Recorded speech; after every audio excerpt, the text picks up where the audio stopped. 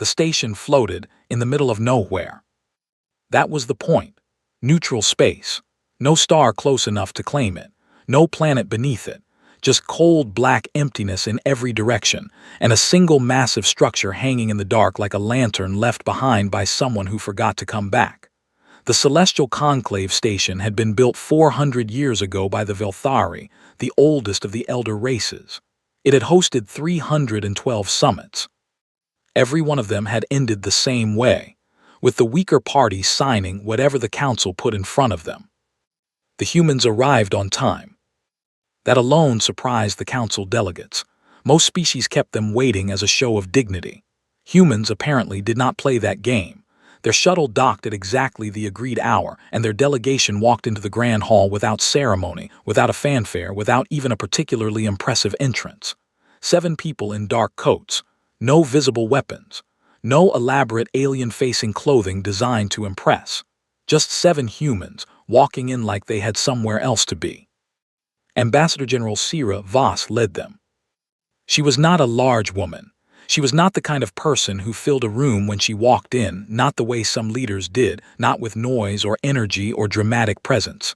She was calm. That was the word for it.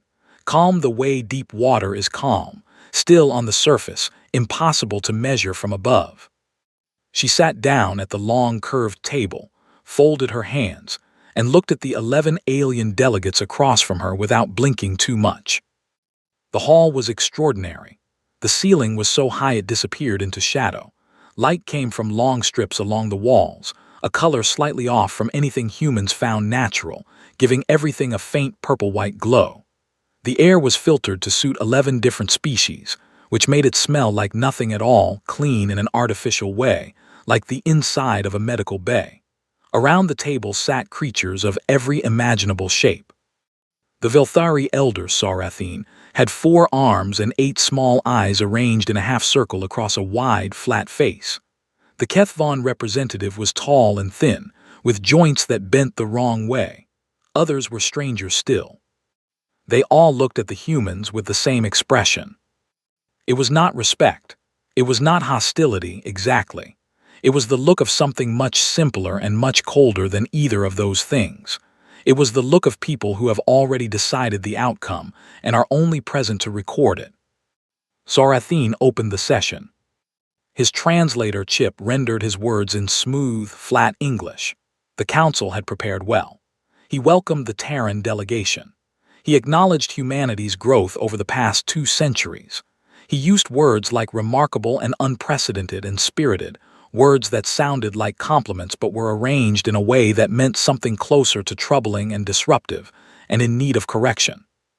Then he presented the terms. Sci-Fi read them. She read them slowly. She did not react. Her face did not change. The other 6 humans at the table also read their copies, and none of them reacted either, which the council found slightly unsettling, though no delegate said so aloud. The terms were as follows. Humanity would cease all new colonial expansion immediately. Any colony established in the last 30 years that sat within 200 light-years of a council member's territory would be classified as a disputed zone and placed under joint administration, meaning council administration, in practice. The Terran Compact's military fleet would be reduced to 1/4 of its current size, with the decommissioned ships turned over to the Council for review and disposal. Human AI research would be paused and open to full Council inspection. And finally, buried near the back of the document, in language that was careful and soft and very clearly deliberate, humanity would enter a period of cultural harmonization, a 40-year process by which human customs, education systems, and social structures would be reviewed, and where the Council deemed necessary, reformed. That last one was the real point of all the others. Voss finished reading. She set the document down. She looked at Sarathine. She looked at each of the other delegates, one by one, moving slowly around the table. None of them looked away. They were very old, most of them, or represented very old civilizations, and they had learned to hold eye contact with species they were in the process of absorbing. "Do you have questions?" Sarathine asked. "No," Voss said. "The terms are clear." Then we may proceed to the signing period. We won't be signing. The hall went quiet. Not the polite quiet of a pause, the sudden, sharp quiet of something unexpected. Sarathine's 8 eyes blinked in sequence, which was his species' equivalent of a slow double-take. The Keth Vaughn delegate's fingers stopped moving. Even the ambient hum of the station's air systems seemed to pull back, as if the building itself was listening. "I'm sorry," Sarathine said, and there was something in his translated voice that was almost not quite but almost sharp. "Could you clarify?" Voss closed her binder.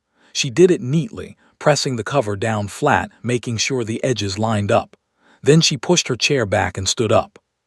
"The Terran Compact does not accept these terms," she said. Those 7 words landed in the room like stones, dropped into still water. "Ambassador," said the Drekkai delegate, a gray-skinned creature with a voice like grinding gravel, "you understand what noncompliance means for your people." "I understand what these terms mean for our people," Voss said. She was not loud. She did not raise her voice. She spoke the way someone speaks when they are completely sure of what they are saying. "A quarter fleet means we cannot defend our outer colonies. Joint administration of our settlements means we don't govern ourselves. Cultural harmonization," she paused for exactly 1 second, "means you get to decide what it means to be human. We don't agree." "This is not a negotiation," said a delegate from the far end of the table, one of the smaller species, the Venashari, who had a reputation for being blunt even by council standards. "These terms exist because your expansion has created instability. Compliance is not optional." "Then neither is our refusal," Voss said. She picked up her binder. She nodded to her delegation. All 6 of them stood as one, no signal given, no word spoken, just 7 humans rising from their chairs at exactly the same moment in exactly the same way, which somehow made the moment feel more deliberate than any dramatic speech could have. They walked toward the exit. No one stopped them. No one quite knew what to do. This had never happened before. In 312 summits, no delegation had ever simply stood up and walked out. There were contingency protocols for refusal, of course. There were always protocols, but they assumed a back and forth, a process of pressure and counterpressure, demands and concessions. They did not account for a delegation that arrived on time, read the terms quietly, said no, and left. At the door, Voss paused. She turned back just for a moment. The 11 delegates were still sitting in silence, looking at her. "You've done this before," she said. "To the Drekkai, the Sulvan, the Kethari. They signed because they were afraid. I understand that." She looked at Sarathine specifically. "We are not afraid of you. That's something you should understand now before this goes further." Then she walked out. The door closed. For a long moment, nobody spoke. Sarathine sat very still. He was 712 years old. He had attended 41 summits. He had watched empires fold and species surrender and civilizations reshape themselves under council guidance. He had seen defiance before. Every species had a moment of it, usually early on, usually quickly corrected. But there had been something in that woman's stillness that he could not place. He turned to his aide, a young Velthari scholar named Myron Saul, who had spent 4 decades studying human history and culture. Myron Saul was one of the few beings in the galaxy who had read the complete human historical archive. All of it. "They don't know what they've just done," Sarathine said quietly. Myron Saul looked at the closed door. He thought about what he had read, the wars that had lasted decades, the sieges that should have ended civilizations and hadn't. The way humans described their own darkest moments in their history, not with shame, but with something that looked, from the outside, almost like pride. Like pressure was not something that broke them. Like pressure was something that made them. He thought about the woman at the table, how still she had been, how her hands had not trembled once. "Elder," Myron Saul said carefully, "I don't think it's them who don't know." Sarathine looked at him. "I think," Myron Saul continued, choosing his words slowly, "that we have been waiting for them to show fear, and they have been waiting for us to show them a reason to." He paused. "We just did." The elder said nothing. On the docking arm of the station, The human shuttle disengaged from its port with a clean mechanical click. Its engines fired small blue lights in the dark, and it moved away from the station without hurry, without drama, at a steady and unhurried pace. It did not look back. It did not need to. Somewhere in the dark, the long count had already begun. Not a countdown to diplomacy. Not a countdown to another summit or another set of terms or another round of careful language. A different kind of count entirely. And the humans, moving through the black at a steady pace toward home, already knew exactly what came next. The first thing the council did was wait. That was always the first move.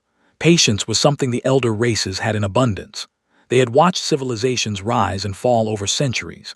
They understood that pressure, applied slowly and steadily, was more effective than force. Force created martyrs. Pressure created compliance. So they waited, expecting the humans to come back to the table quietly, perhaps with a smaller delegation, perhaps with a slightly more cooperative ambassador, ready to discuss modified terms. The humans did not come back. Instead, they went home and got to work. The news reached Earth 12 hours after the shuttle left the station. By the time Voss's delegation landed at Luna Command, every major broadcast channel across human space was already running the story. The Council's terms had been leaked. Nobody ever found out exactly how, though most assumed it was intentional, and humanity read them. All of them.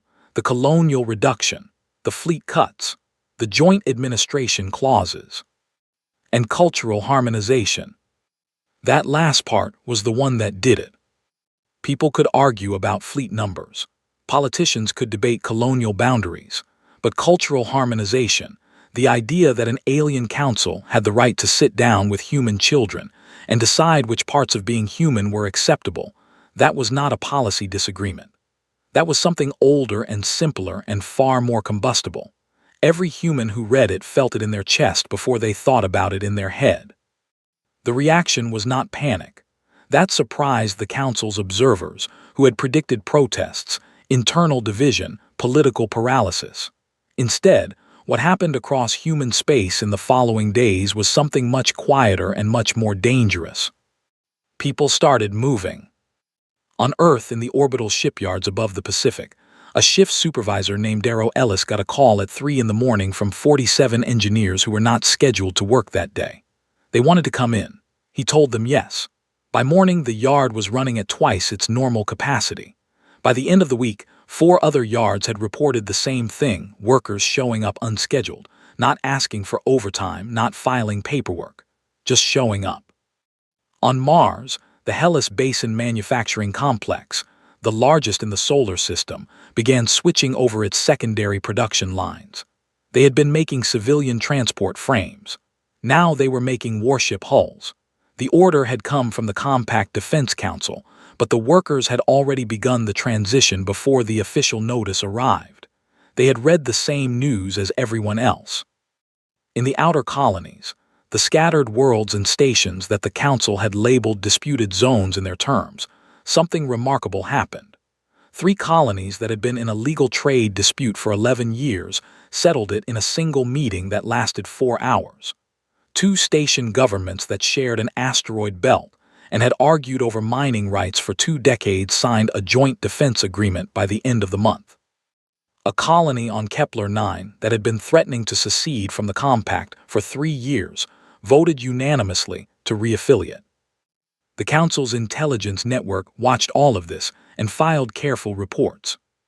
Admiral Keth Vaughn, the head of the Council's combined war fleet, read every one of them.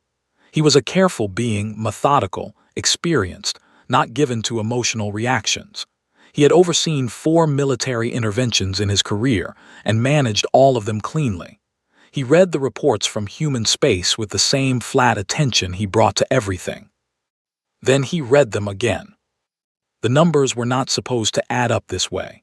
The models had predicted internal fracture. Humans had a long history of disagreeing with each other, violently, persistently, on nearly every subject imaginable. The assumption had been that the Council's pressure would aggravate existing divisions. Colonies would blame Earth. Political factions would fight over the correct response. The military would argue with the government.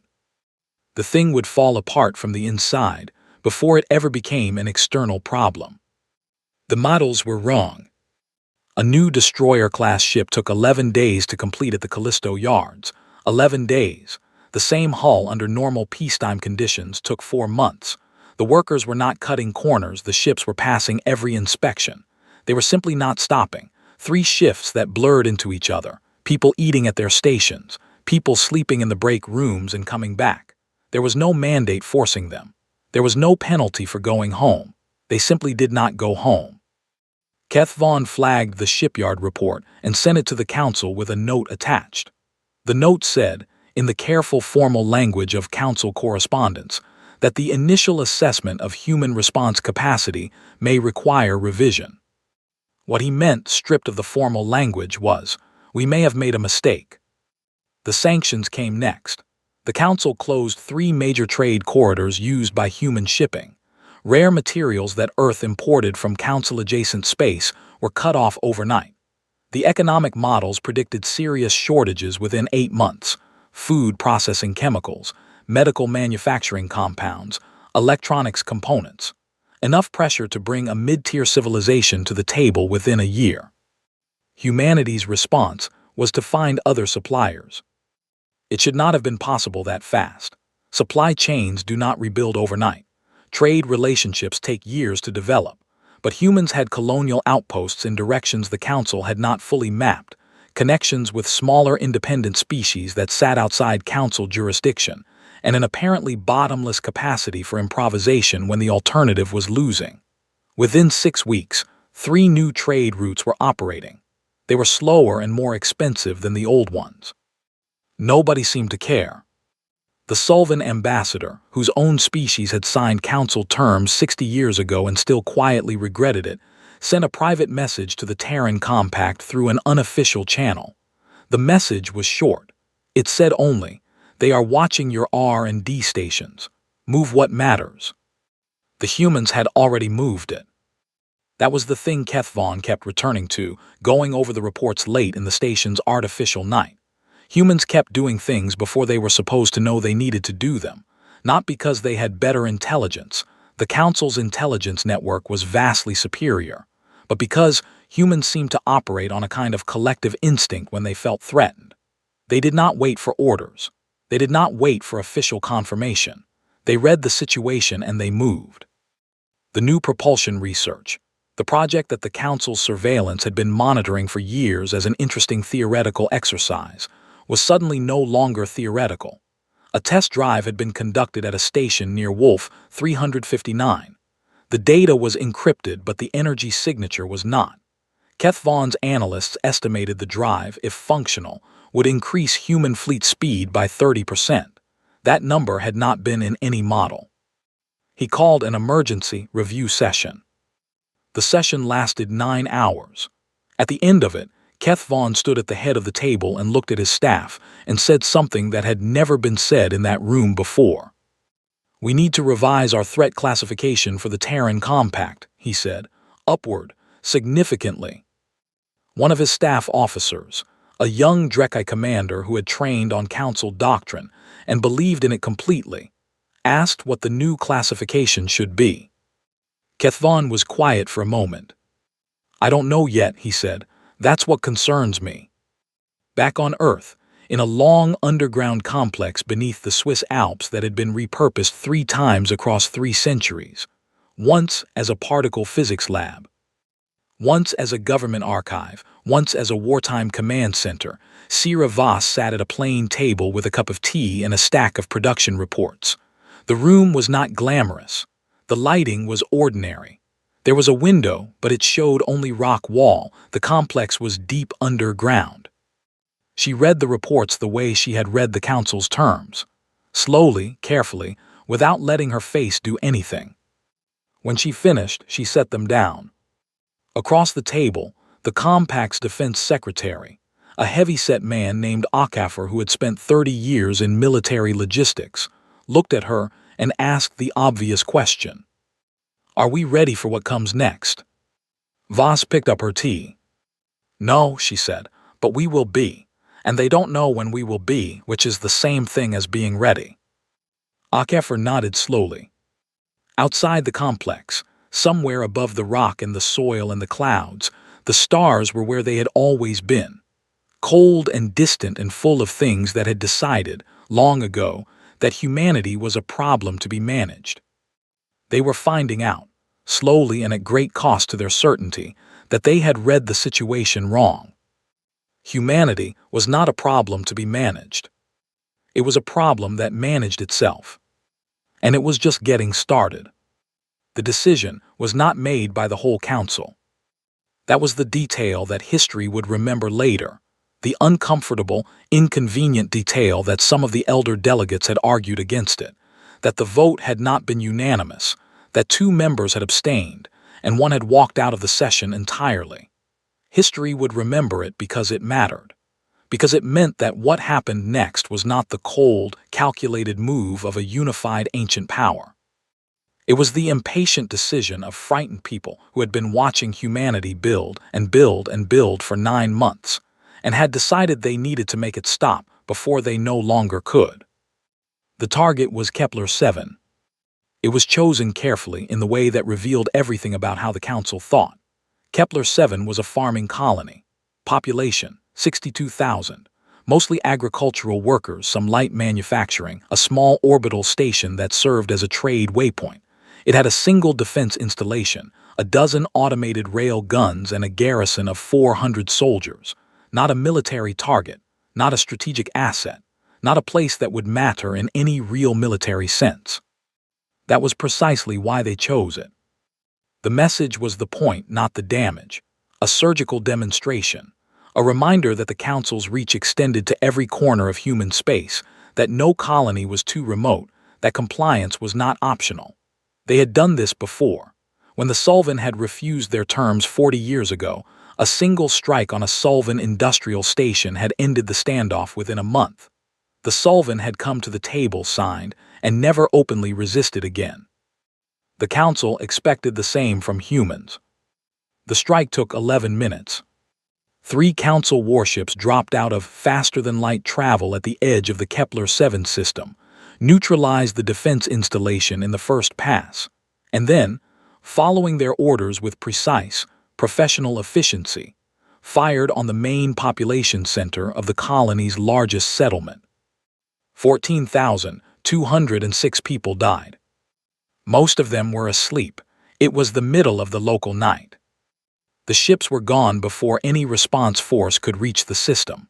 They left no message, no formal declaration, no communication of any kind. The silence was deliberate.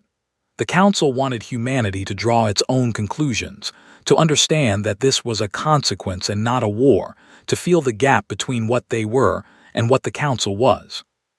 It did not work. The news hit human space like a physical thing. It moved faster than official channels, through personal communications, through colony networks, through the informal web of human connection that stretched across dozens of worlds and stations. People did not wait for government announcements. They told each other. They sent names. They sent images of the settlement before and after, and those images traveled everywhere at once. For 24 hours there was something that looked, from the outside, like the grief the council had expected. Broadcasts went quiet. Official communications were minimal. The human response in those first hours was silence. And then Sira Voss sat down in front of a camera. She was in the same underground complex beneath the Alps, the same plain room, the same ordinary lighting. She was wearing a dark jacket. There was nothing on the table in front of her except a single sheet of paper, actual paper, printed, the kind that nobody used anymore. She looked at the camera and she did not say anything for a moment. She just looked. Then she began to read. She read names. All of them, every name from Kepler-7. In the order they appeared on the colony registry, which meant roughly alphabetical, which meant the list moved through families, parents and children together, brothers and sisters, people who had lived beside each other for years and had died in the same 11 minutes. She read without stopping, without commentary, without expression beyond the flat, steady effort of reading each name clearly and correctly, making sure every syllable landed right. She had practiced the harder names, the ones from languages she didn't speak natively, until she could say them without hesitation. The broadcast ran for 4 hours and 17 minutes. It was watched live by an estimated 900 million people. Recordings of it spread to every human installation in known space within 48 hours. People watched it in full. They sat with it. They did not look away. When she reached the last name, a 7-year-old girl named Amara Osaibansu, listed last because her colony registration had been filed late, Voss set the paper down. She looked at the camera. "We remember all of them," she said. "You will remember all of us." Then the broadcast ended. The Compact Defense Council met 6 hours later. The session was short. The vote was taken. Every representative from every colony, every station, every territorial government in human space cast the same vote. The Terran Compact declared war on the Galactic Council. Unanimously. There was no dramatic announcement afterward, no speech about glory or destiny. The official declaration was a legal document, filed through proper channels, transmitted to the Council through every available diplomatic frequency. It was written in plain language. It stated that the Council's strike on Kepler-7 constituted an act of war. It stated that the Terran Compact considered itself in a state of armed conflict with the Council and its member states. It stated that this would continue until the Council acknowledged full Compact sovereignty and accepted accountability for what had happened at Kepler-7. It was 3 paragraphs long. The Council received it and immediately convened an emergency session. Myron Saul, the young Velthari scholar who had studied humans for 40 years, was not invited to that session. He was an aide, not a delegate. He sat outside the chamber and waited, the way aides always waited, and he thought about what he knew. He thought about a concept he had found in the Human Historical Archive, years ago, that had no direct translation in any language he knew. The humans called it a rallying point, a moment so clear and so wrong that it removed all ambiguity, all internal division, all the noise of ordinary disagreement, a moment that made an entire people look in the same direction at the same time. The Council had been trying to divide humanity for 9 months. Sanctions designed to set colonies against Earth. Trade cuts designed to make outer settlements feel abandoned by the Compact. Delays and pressures calibrated to create the kind of fractures that already existed in human society and make them worse. They had been succeeding slowly. There had been arguments, political tensions. A colony governor on the Kepler belt had given a speech about the Compact not doing enough to protect the outer worlds. 2 Earth factions had publicly disagreed about the right response to the sanctions. And then the Council had bombed a sleeping farming colony and killed 14,000 people, including a 7-year-old girl whose name an ambassador had read aloud to 900 million people. All of that fracture closed overnight, like a wound that seals under pressure. Myron Saul sat outside the chamber and pressed his fingers together and thought, "We gave them the one thing they needed. We gave them a reason to agree." Inside the chamber, Keth Vaughn was presenting the updated military projections. The numbers were not good. In 9 months, human shipyard output had increased by 340%.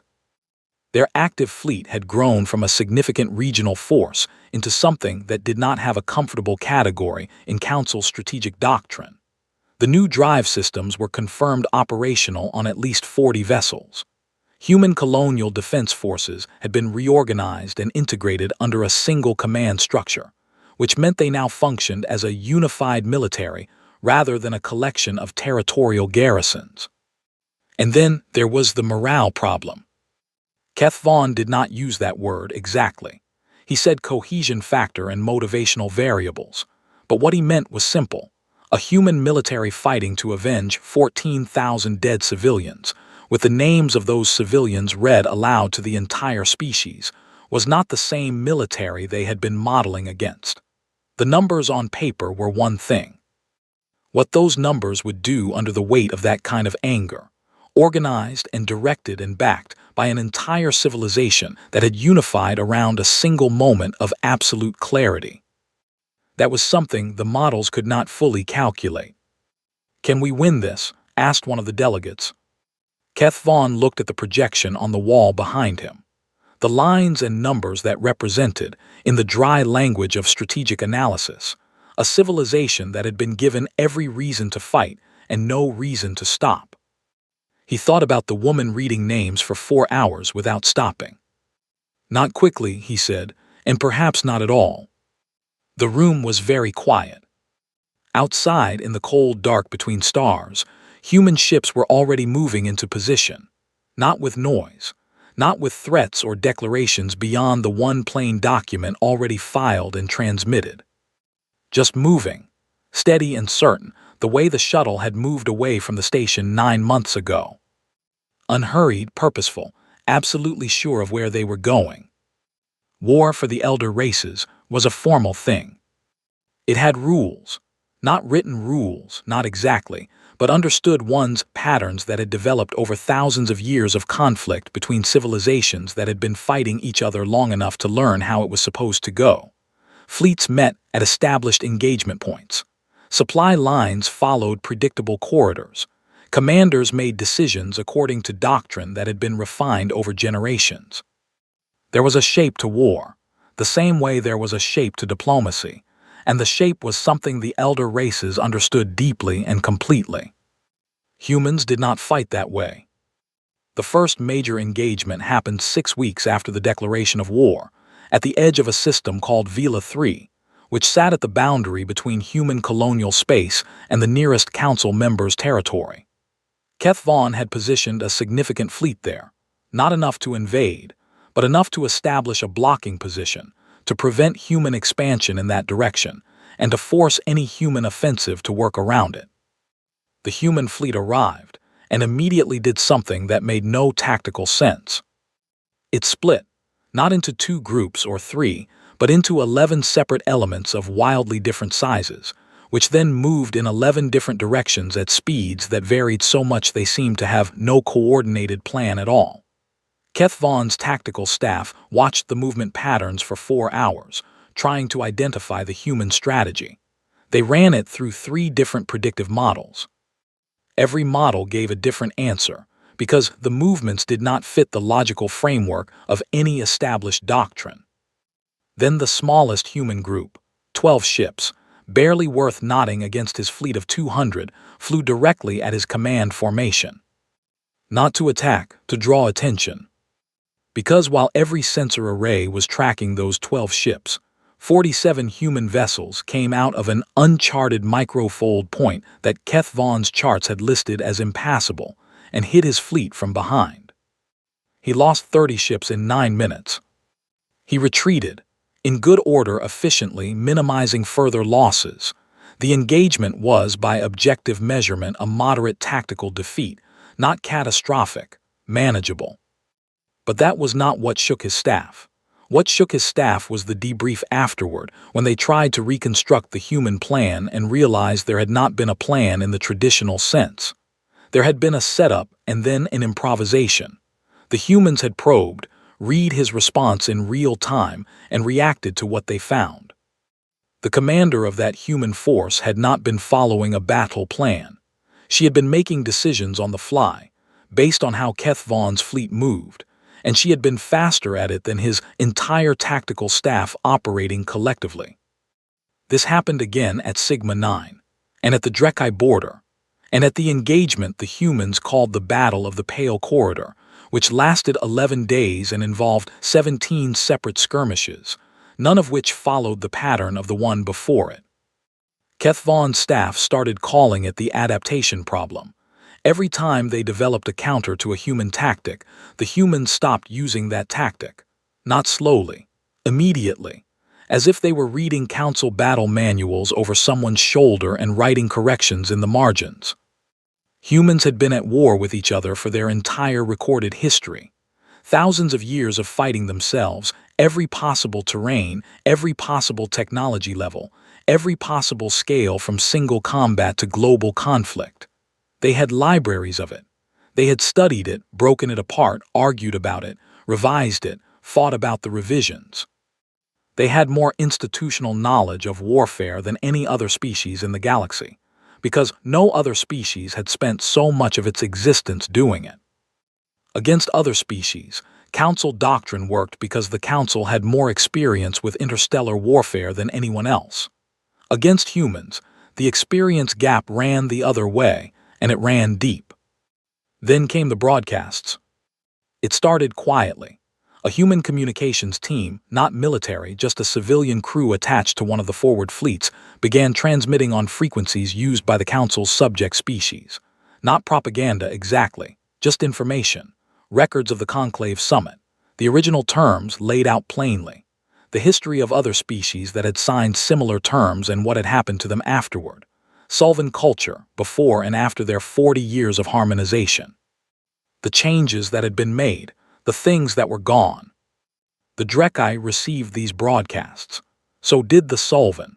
So did 4 other species that sat inside the Council's sphere of influence and had been sitting inside it long enough to have complicated feelings about it.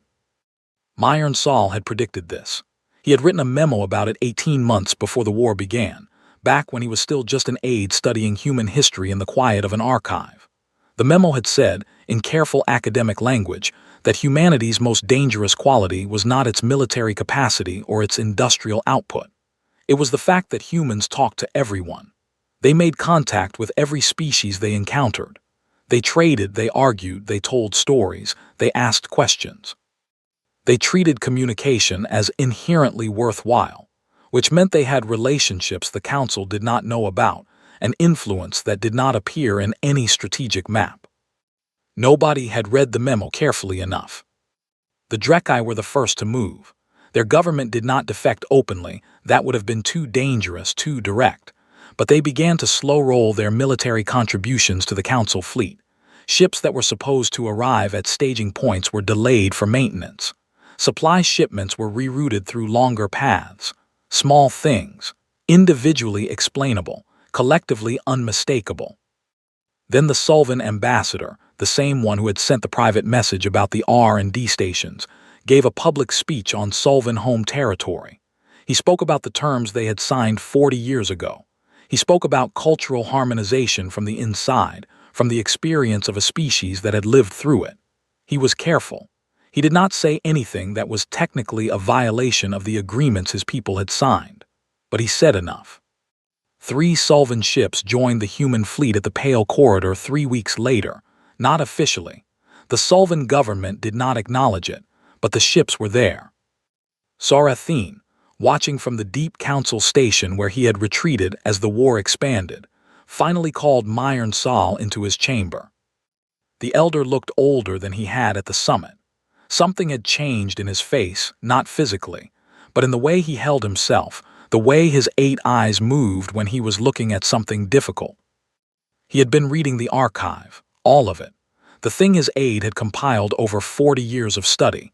He had been reading it slowly at night, in the silence of a station that was running on reduced staff, because 3 of its support species had quietly stopped sending personnel. "Tell me what you saw," Sarathine said, "when you studied them, the thing you tried to tell me and I didn't hear." Myron Saul stood across from him and thought about where to begin. He thought about Thermopylae, 300 soldiers holding a pass against an army because someone had to and they decided it was them. He thought about a place called Dunkirk, where a Navy evacuation failed and civilians in small boats went out into a war zone to finish the job. He thought about Stalingrad, a city that was destroyed completely and never surrendered. He thought about the moon siege of 2089, which humans had won from a worse position than the one they were in now. He thought about the pattern underneath all of those stories. The same thing, over and over, in different centuries and different conflicts. A species that did not have an upper limit on what it would endure to protect something it decided mattered. A species that found, under pressure, that it had more in it than it knew. "They don't have a ceiling," Myron Saul said simply. "We kept looking for the point where they would stop. There isn't one. The harder things get, the more they produce. The more they lose, the more unified they become. Everything we did to weaken them made them stronger." He paused. "We have been trying to fight a fire by adding wood." Sarathine was quiet for a long time. Outside the station's observation window, the stars were cold and still. In the distance, somewhere out along the human border, 3 more Council-aligned ships had just gone silent, not destroyed, just not responding, their crews having made a private decision that their commanders had not authorized and could not reverse. "What do we do?" Sarathine asked. It was the first time in 712 years that he had asked anyone that question, and genuinely not known the answer. Myron Saul looked at the stars. "We talk to them," he said. "Differently this time, we go to them and we don't bring terms." The invitation came from the human side. That was the first surprise. The Council had been preparing its own request for a ceasefire, carefully worded, structured to preserve as much dignity as possible, designed to look like a mutual pause rather than a surrender. They had been drafting it for 3 weeks, debating every sentence, every phrase, every implication of every word. Then the Terran Compact sent a message. It was short. It said that Ambassador General Sira Voss was prepared to meet with Council representatives at the Celestial Conclave Station at a date and time of the Council's choosing. It said the purpose of the meeting was to discuss a permanent resolution. It said the Compact would arrive with a full delegation.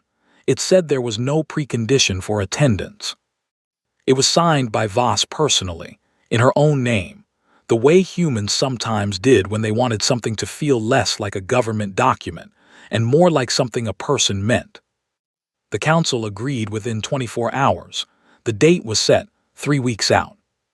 In those 3 weeks, Myron Saul watched the elder races prepare for the summit with something between exhaustion and grief.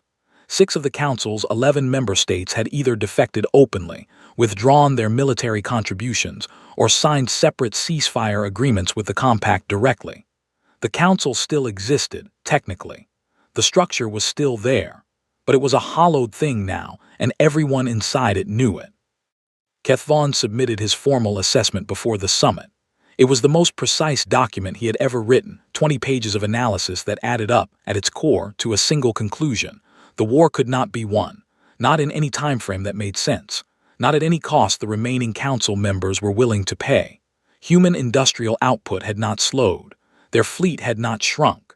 Their colonies had not fractured.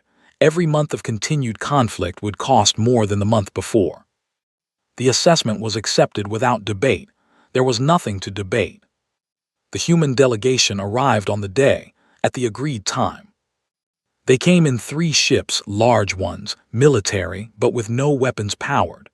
They docked with quiet precision at the main arm of the Conclave Station, and when the airlock opened, Sira Voss walked out first. She was the same person who had walked out of this station 26 months ago. She had the same calm, the same steady pace, the same quality of taking up exactly the space she needed and no more. There was a long scar along her jaw now, running from the edge of her chin to just below her left ear, a mark from the Battle of Proxima, where her command ship had taken a direct hit and she had been in the forward section when it happened. She had not had it removed. She wore it the way she wore everything else, without comment. Behind her came 6 members of her delegation, and behind them something new. Representatives from 3 other species walked into the Conclave Station alongside the humans, a Sulvan delegate in the formal blue of their home government, officially, this time, with papers and authorization and everything visible and acknowledged. A Drekkai officer in dress uniform, her credentials signed by the Drekkai Council of Worlds. And a small, quiet being from a species called the Kethari, who had been under Council oversight for 90 years, and had spent the last 8 months coordinating with human fleets along the outer border. They sat down together, not opposite the humans, with them. The Council's remaining 5 delegates were already at the table. Sarathine was there. He looked at Voss and she looked at him, and for a moment neither of them spoke. The last time they had sat across from each other, he had been certain of everything and she had surprised him completely. Now they were both just people in a room, tired, with something difficult ahead of them that needed doing. Voss sat at the head of the table. She did not make a speech about it. She did not gesture to it or acknowledge it or do anything that would make the moment feel theatrical. She simply sat where the situation placed her, which was at the head of the table, and put her hands flat on the surface and waited for the room to settle. Then she opened her binder and took out a single document. The Terran Accords, 22 pages. It had been drafted over 3 months by a team of human legal scholars, diplomats, and historians, with input from the Sulvan and Drekkai representatives and 2 other species that had been quietly consulting with the compact for over a year. It had been rewritten 11 times.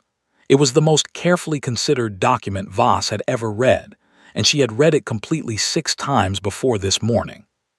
She slid it across the table to Sarathine. "Take your time," she said. The elder picked it up. He read slowly, the way very old beings read, not because they are slow, but because they have learned that speed is rarely worth the cost of missing something. His aide, Myron Saul, read alongside him. The other council delegates read their own copies. The document was not what they had expected. It was not a list of punishments. It was not a reversal of the original terms humanity, demanding that the council now disarm, now submit to oversight, now accept harmonization in the other direction. That was what the council had feared, in the deep private fear they had not spoken aloud. That humanity would do to them what they had tried to do to humanity, because that was what powerful civilizations did when they won. Instead, the Terran Accords established a new framework for interspecies relations. It recognized the full sovereignty of every signatory species. It prohibited any party from imposing cultural, military, or administrative terms on another without mutual consent. It created a new joint council, not the Galactic Council, something different, something built on equal representation rather than seniority, where disputes could be brought and resolved through process rather than pressure. It had enforcement mechanisms, real ones, not the kind that depended on the goodwill of the powerful, and it named, plainly in the section on enforcement, the Terran Compact as the guarantor of last resort, the party that would act if the framework was violated. Not because humans wanted to rule. The document was clear about that. Because someone had to be willing to act, and the only species that had ever made the Council afraid was the only species the Council would believe. Sarathine read it twice. Then he set it down and looked at Voss. "You could have asked for more," he said. "We know," she said. "Why didn't you?" She was quiet for a moment, not because she didn't know the answer, but because she was choosing how to say it. "Because we've read our own history," she said finally. "We know what happens when the side that wins decides the victory is the point. We've done it to each other enough times to know how it ends." She looked at him steadily. "We don't want an empire. We never did. We want to be left alone to be what we are, and we want everyone else to have the same thing." Sarathine looked at the document. He thought about 712 years. He thought about 312 summits and every species that had sat across from him and signed whatever he put in front of them.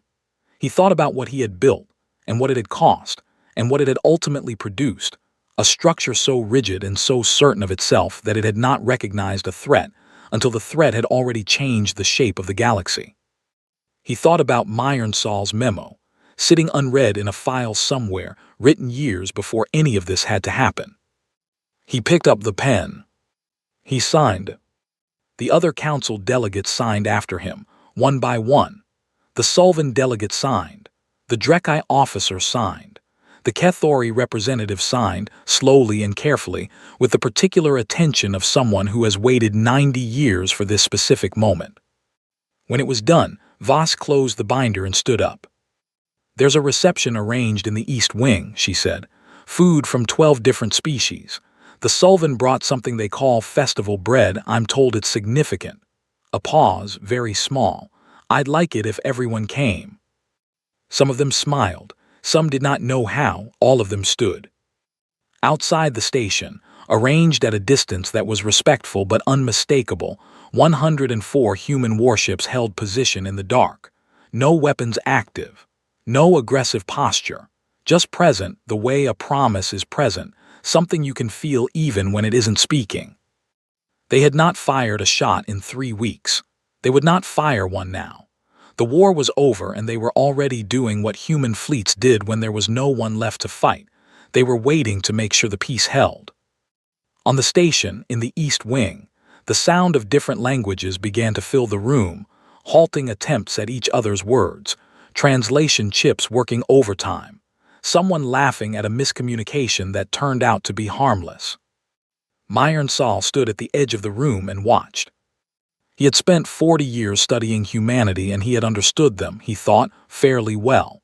He had understood their history, their patterns, their capacity for endurance and adaptation and collective will. He had read everything.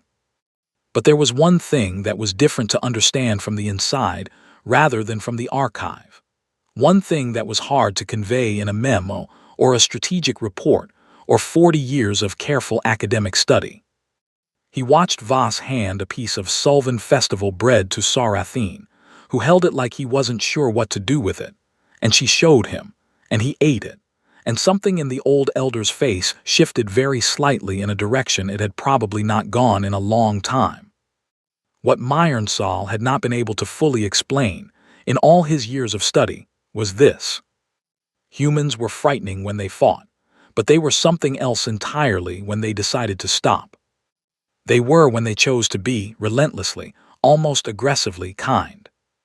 And somehow, after everything, after the walkout and the sanctions and the bombs and the war and the names read aloud for 4 hours in a plain underground room, that was the thing that would last the longest. That was the thing that would change everything. Outside, the stars were cold and quiet and full of species that were, for the first time in a long time, trying something different. The ships held their position. The peace held. And humanity, as it always had, got back to work.